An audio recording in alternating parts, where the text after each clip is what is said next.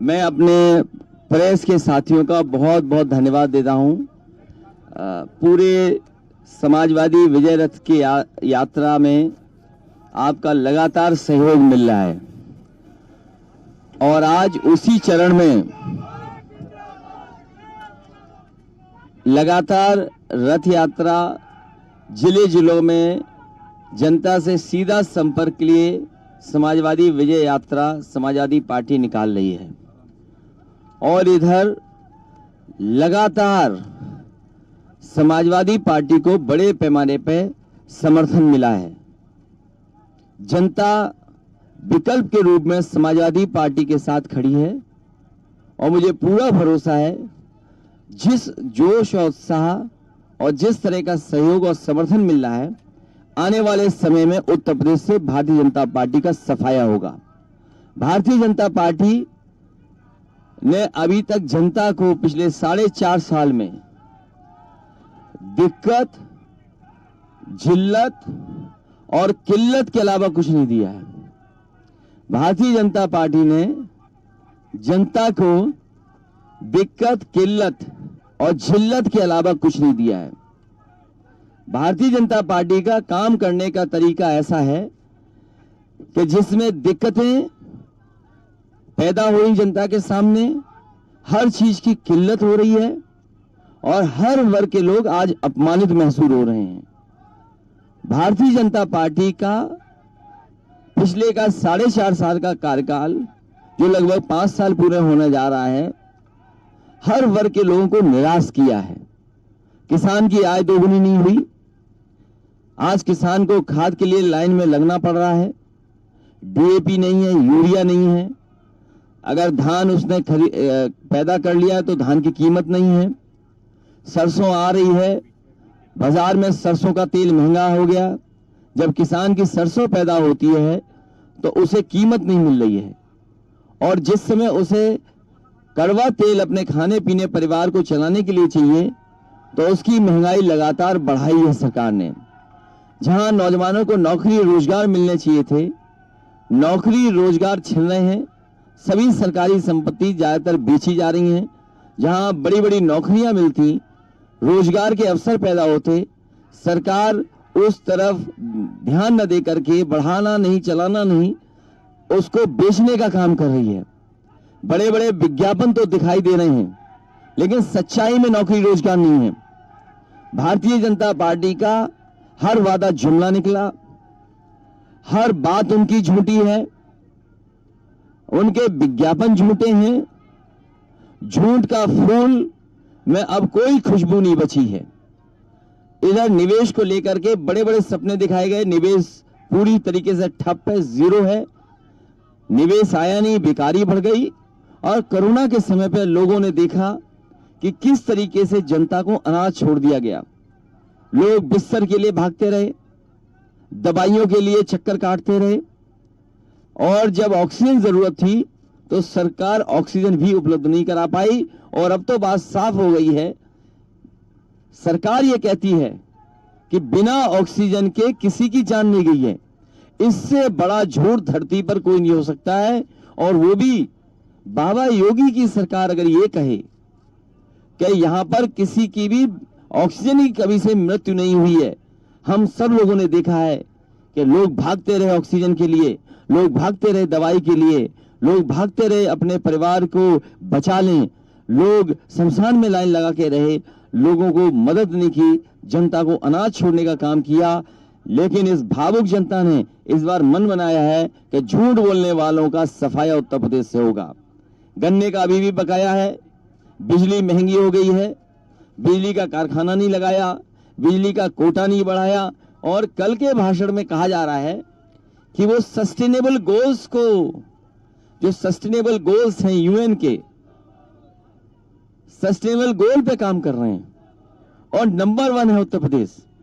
जिस तरह कोरोना में लोगों की जान गई है, एक परिवार वाला ही समझ सकता है परिवार के लोगों का दुख।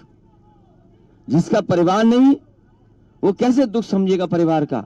इसीलिए सरकार से ये जवाब आया है कि ऑक्सीजन की वजह से किसी की जान नहीं गई है। और सस्टेनेबल गोल्स की बात कर रहे हैं कि उत्तर प्रदेश न जाने किन चीजों में नंबर 1 है। हमें तो पता नहीं उत्तर प्रदेश कहां नंबर 1 है। ईज ऑफ डूइंग बिजनेस नहीं है, उत्तर प्रदेश में ईज ऑफ डूइंग क्राइम है। और सड़कों का हाल तो देख लीजिए, 12 घंटे तब होते हैं सड़क उभर जाती है। अगर उद्घाटन के लिए नारियल लेके जाओ तो नारियल नहीं टूटेगा, सड़क टूट जाएगी। अब भारतीय जनता पार्टी हो सकता है नारियल की जगह टमाटर का इस्तेमाल करे सड़क के उद्घाटन में, क्योंकि नारियल तो टूटेगा नहीं। अगर नारियल से उद्घाटन होगा तो सड़क टूट जाएगी, नारियल नहीं टूटेगा। इसलिए हो सकता है ये रंग बदलने वाली, नाम बदलने वाली उद्घाटन की भी व्यवस्था बदल दे। अब नारियल से उत्तर प्रदेश की सड़कों का उद्घाटन नहीं होगा, टमाटर से उद्घाटन होगा। इनसे ज्यादा झूठ बोलने वाला और झूठ बोलने वाली सरकार नहीं हो सकती है।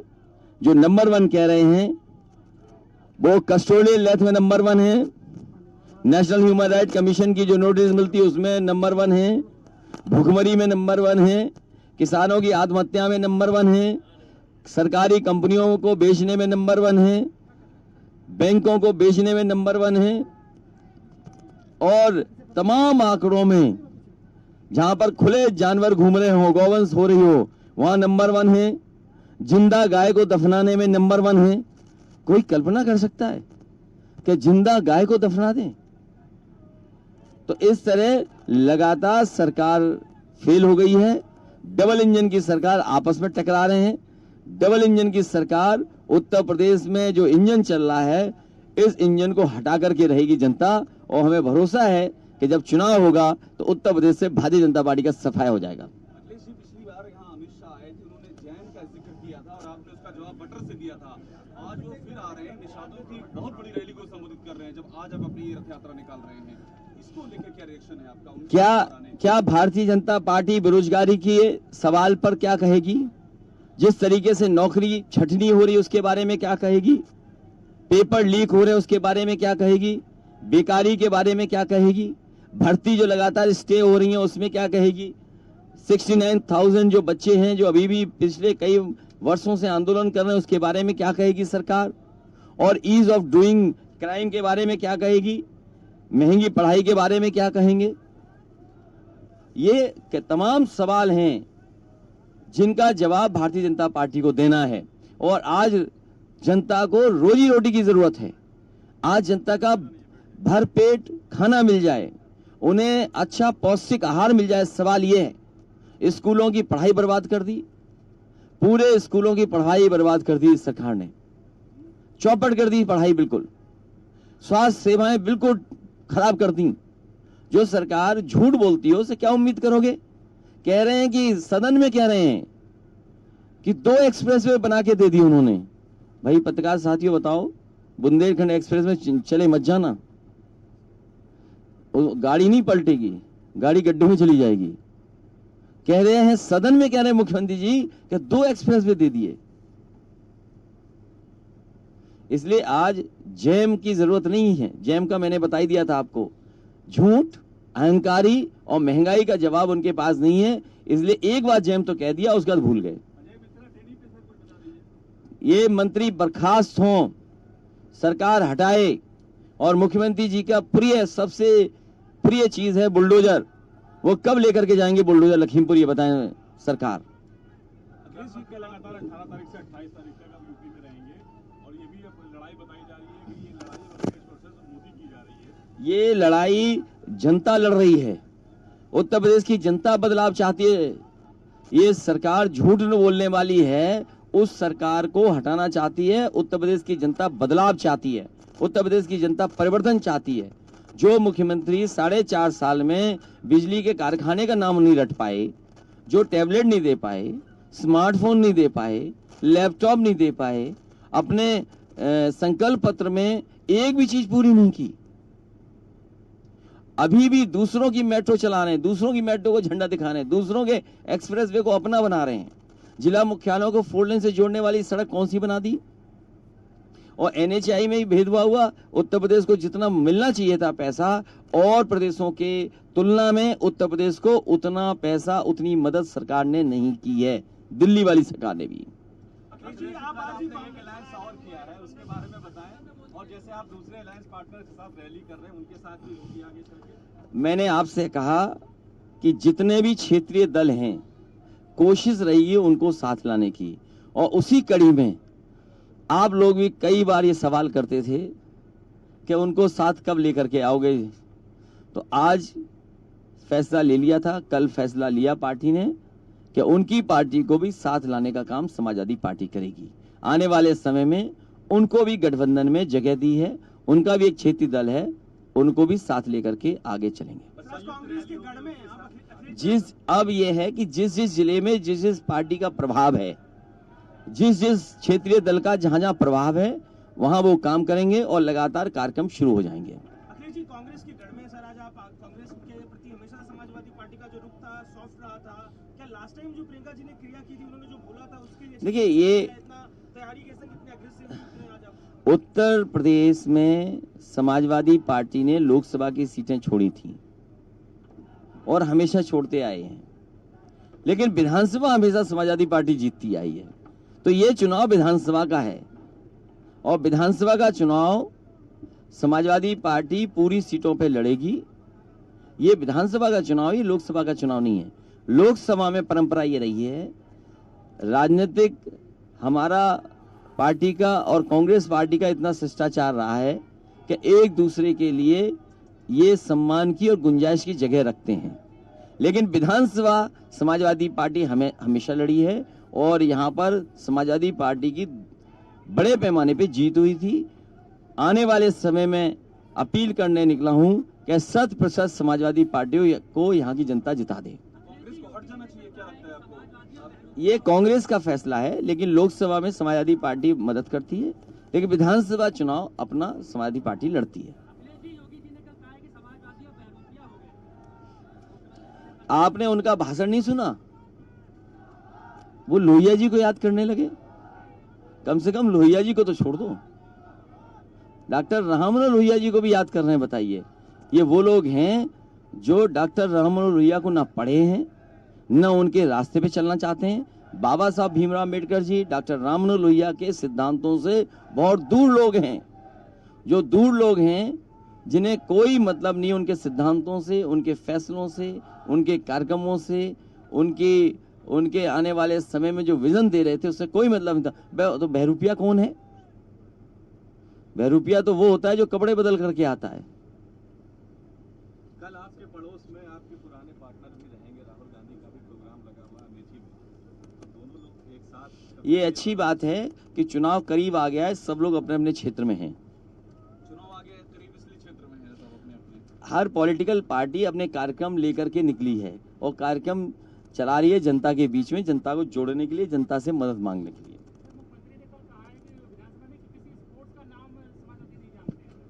क्या मतलब?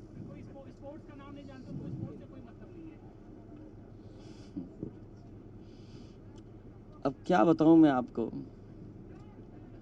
सच्चाई तो ये है कि बाबा मुख्यमंत्री जी कोई खेल ही नहीं खेलना जानते हैं, केवल झूठ बोलना जानते हैं, जनता को गुमराह करना जानते हैं। और एक प्रिय खेल और उनका, जैसे ही चुनाव करीब आए तो धार्मिक चश्मा लगा लीजिए, हर चीज धार्मिक चश्मे से देखिए कि भेदभाव हो रहा है, क्या अन्याय हो रहा है। अगर सच्चाई में किसी ने सबसे ज्यादा उत्तर प्रदेश को पीछे किया तो उत्तर प्रदेश की भारतीय जनता पार्टी की सरकार है। मुझे याद है कि उत्तर प्रदेश में क्रिकेट मैचेस होने लगे थे। ग्रीन पार्क का एक अपना इतिहास है कि जहां पर अंतर्राष्ट्रीय क्रिकेट खेली गई है। ग्रीन पार्क में बहुत वर्षों के बाद क्रिकेट मैच अगर किसी ने कराए थे तो समाजवादी सरकार ने कराए थे। कानपुर के साथ साथ लखनऊ में भी अगर किसी ने अंतर्राष्ट्रीय ऐसा स्टेडियम बनाया हो जहां आईपीएल या अंतर्राष्ट्रीय क्रिकेट हो सके तो वो किया है। और फिर समाजवादी पार्टी को नहीं जानते, नेताजी खुद पहलवान रहे हैं, सबसे ज्यादा पहलवान आज समाजवादी पार्टी में है। अगर दाव सीखना हो तो किसी समाजवादी पार्टी से दाव सीख लो। ऐसा दाव मारती है समाजवादी पार्टी कि वो दाव किसी को समझ नहीं आता है। इसलिए घबरा रहे हैं जो जानते हैं, खुद नहीं जानते कोई खेल खेलना। कुश्ती तो नहीं जानते होंगे, क्रिकेट नहीं जानते होंगे, और अगर क्रिकेट खेलना जानते होते तो अधिकारियों के साथ क्रिकेट खेलते हैं। समाजवादी पार्टी के सभी लोग खेल लेते थे, खिलाड़ी थे, खेल लेते थे खेल अधिकारियों से। अब ये कौन सा खेल खेल रहे हैं? ये खेल रहे हैं ठोको वाला खेल। ठोको, झूठे मुकदमे लगाओ, अपमानित करो। इसीलिए मैंने कहा भारतीय जनता पार्टी ने दिक्कत, किल्लत और जिल्लत के अलावा कुछ नहीं दिया। इन्हें केवल दिक्कत वाला खेल आता है कि जनता में दिक्कत रहे, हर चीज की कमी हो, किल्लत हो, खाद है नहीं, और जिल्लत अपमानित करती है सरकार एक को। अखिलेश जी, कुछ फैसले लिए गए हैं, जैसे पंचायत प्रतिनिधियों को बहुत सारा उनका मानदेय वेतन बढ़ाया जा रहा है, किसानों को भी। समाजवादी पार्टी विचार करेगी कि पूर्व प्रधान को दिया जाए मानदेय कि न दिया जाए, वो मैनिफेस्टो में आप देखेंगे। क्योंकि प्रधानों को मिले, ये सिलसिला नेताजी ने बढ़ाया, जब समाजवादी सरकार दोबारा थी तो दोबारा बढ़ाया। समाजवादी पार्टी विचार करेगी कि पूर्व प्रधान है, वो भी तो जनप्रतिनिधि रहे हैं, वो भी तो चुनाव जीते हैं, उसमें भी विचार किया जाएगा। हम लोग चर्चा करेंगे आपस में कि पूर्व प्रधानों का कैसे सम्मान किया जाए। किसने?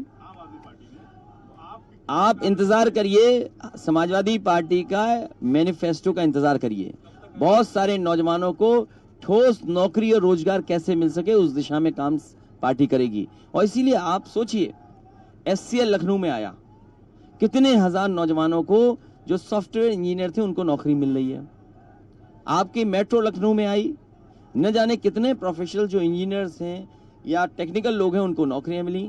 लगभग 2000 से ज्यादा केवल एक फेज में नौकरी मिल गई है, सोचिए। इसी तरह SCL में बड़े पैमाने पे प्रोफेशनल को 4000 और 6000 से ज्यादा नौजवानों को नौकरी मिली है। तो ये 2 एग्जाम्पल मैंने आपको दिए हैं। शिवपाल जी के साथ क्या संवाद हुआ? पूरी चर्चा उसी को लेकर है, गठबंधन पारिवारिक तौर पर है, तो देखिए, क्या ऐसी अपेक्षा हो रही है? समाजवादी पार्टी ने इस बार तभी गठबंधन अनाउंस किया जब सीटों पर चर्चा हो गई। जब सीट कौन कैसी पाएगा, जब वो लगभग बात पूरी हो गई, उसके बाद ही किसी दल के साथ गठबंधन तय किया पार्टी ने। आम आदमी पार्टी के भी नेता आपसे मिले थे, उस दिशा में कुछ अब देखेंगे आगे वाले समय में क्या हो सकता है। मैं प्रेस का एक बार फिर आप लोगों का धन्यवाद देता हूं। भारतीय जनता पार्टी ने दिक्कत, किल्लत और जिल्लत के अलावा जनता को कुछ नहीं दिया। नमस्कार, मैं हूं मानक गुप्ता। अगर आपको हमारा ये वीडियो पसंद आया हो तो इसे लाइक और शेयर जरूर करें, और हां, हमें सब्सक्राइब और फॉलो करना ना भूलें ताकि आप देश और दुनिया की कोई खबर मिस ना करें। तो जुड़े रहिए हमारे साथ और देखते रहिए News 24।